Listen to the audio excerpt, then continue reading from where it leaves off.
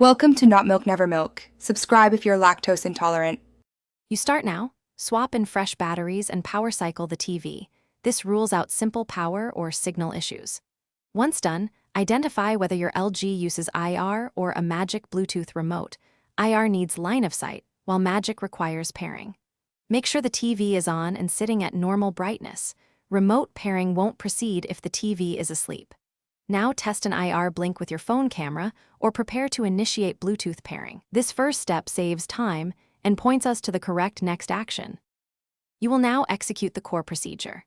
For a Magic remote, stand about 1 to 3 meters from the screen, close enough for reliable Bluetooth, and press and hold the OK scroll button and the back button simultaneously for roughly 5 seconds to trigger pairing.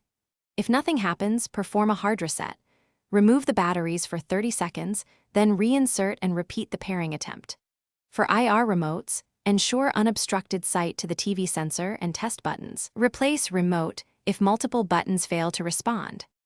Finish by verifying full control.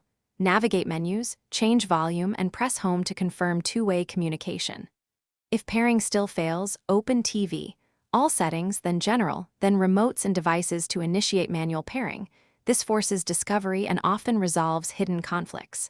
As a final fallback, factory reset the remote if available, or use the LG ThinQ app on your phone as a temporary remote.